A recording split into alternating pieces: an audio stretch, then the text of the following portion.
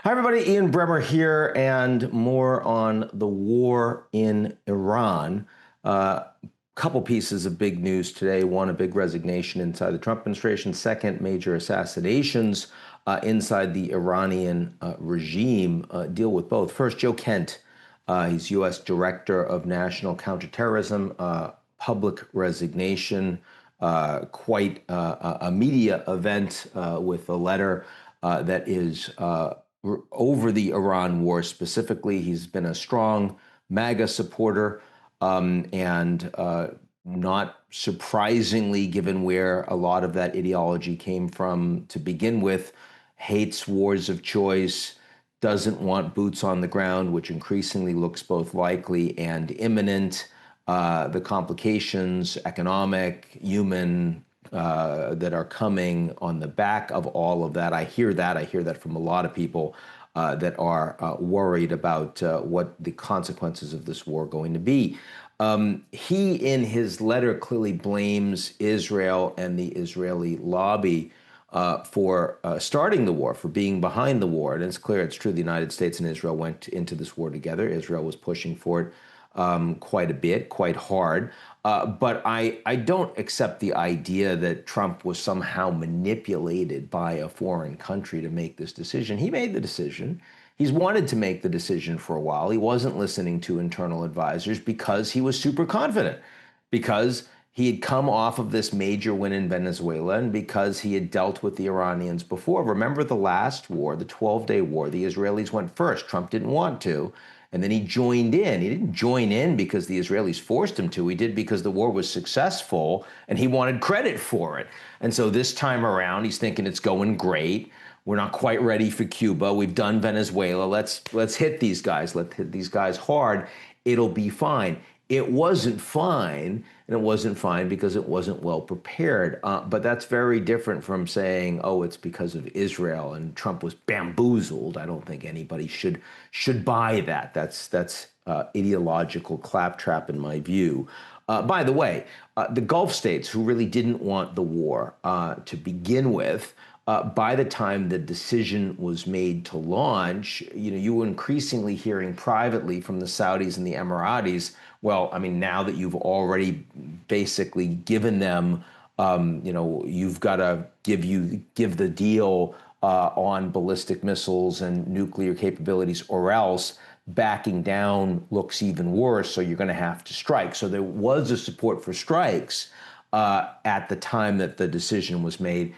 Even from the Gulf states, they didn't want decapitation strikes, regime change strikes. They did want strikes.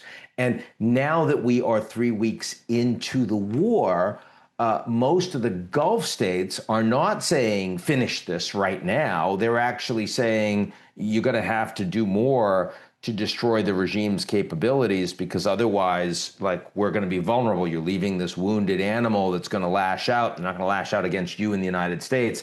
It's going to be us that's taking the hit. So privately, I still hear Gulf leaders saying at this point that they actually want the war to continue. So nuance around all of that. Now, what's different this time?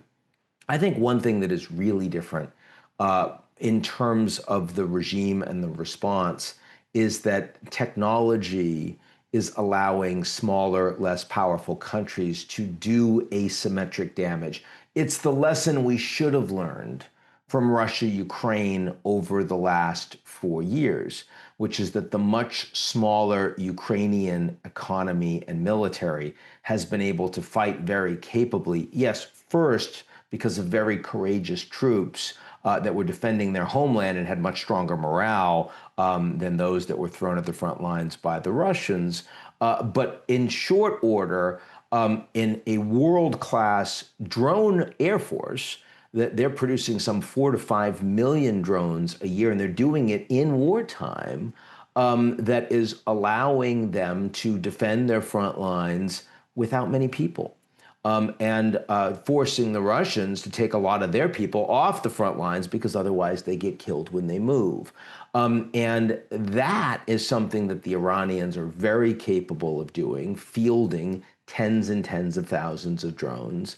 and stepping that up over time unless the regime is completely and utterly destroyed, which I don't think the Americans are going to do, and I certainly don't think it's plausible just by air.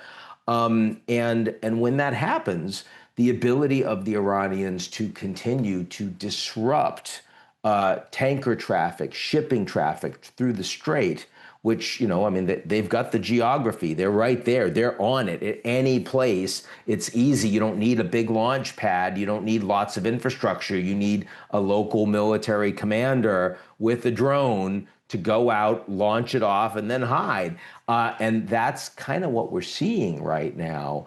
And the American Navy is having to defend a lot of Gulf installations because these drones are continuing to cause danger.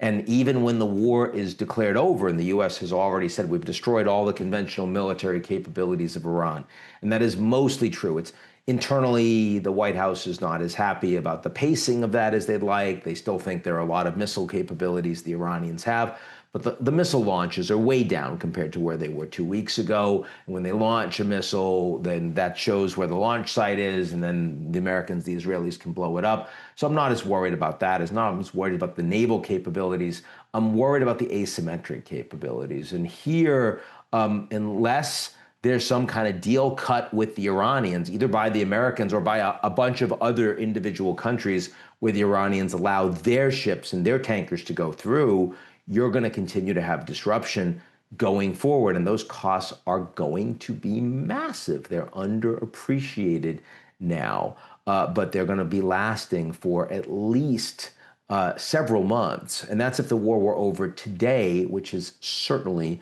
not the case.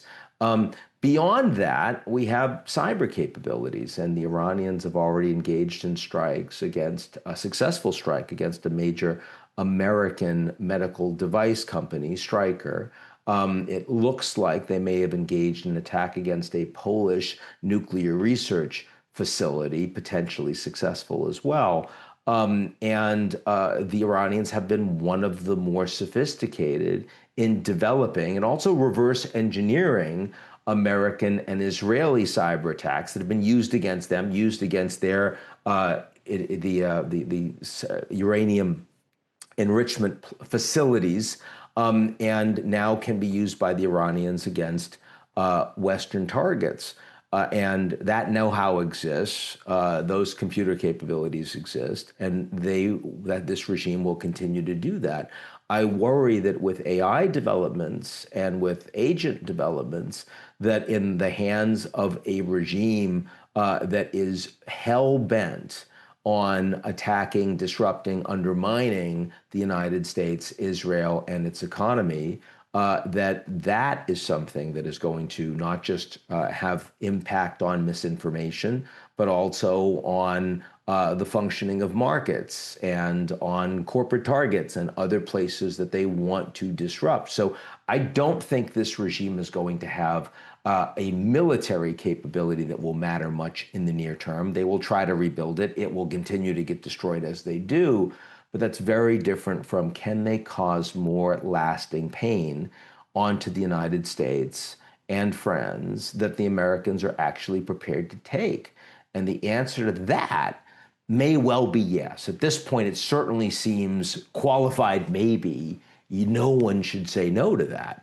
And that, of course, worries me a lot, because if that's the case, you've bitten off a lot more than you can chew. And that's why regime change here was the dangerous piece of the operation, because the regime looks like it's still going to be in place. I would make that bet at this point. They don't have a history of success in terms of regime transition. Israel is still trying to target their leadership wherever they can find them. The fact that Ali Larijani was just killed in the past hours, he was functionally leading the day-to-day, the operational leader for Iran, not particularly ideological, much more of like an operations and execution guy. And on the latter, I guess I mean that literally, since he was in charge of so much of the repression that occurred in January against their own people.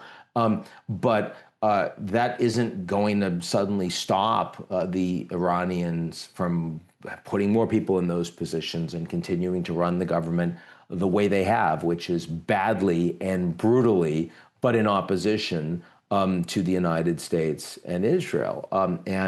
I suspect that the much smarter thing to do was a willingness to go after military and nuclear capabilities. Yes, even maybe with commando forces, but not blow up a regime or attempt to without the knowledge that you can destroy it, without the willingness to take the pain required to go through that those things don't exist. And absent that, we now see that Trump has said in the last day, well, I understand why the Iranians wouldn't rise up because it's too dangerous. They don't have the guns. Well, that's very different from what he posted in January. And it's very different from what he said at the beginning hours of this war, which is, we're going to rescue you and Iran. You come and you can take your government. And I don't believe that's true today. Neither does he. I don't believe that's going to be true in 3-4 weeks. Neither does he. And it's true that Trump can change his mind whenever he wants and he gets away with it. But ultimately, there are costs, there are consequences for people all over the world, and particularly in this case, for the Iranian people themselves, who have already suffered far more casualties in this war than anybody else. And that is, if you were going to make one prediction that you know will be true, it will be that when this war is over, the Iranians will be the ones that are suffering by far the most. That's it for me, and I'll talk to you all real soon.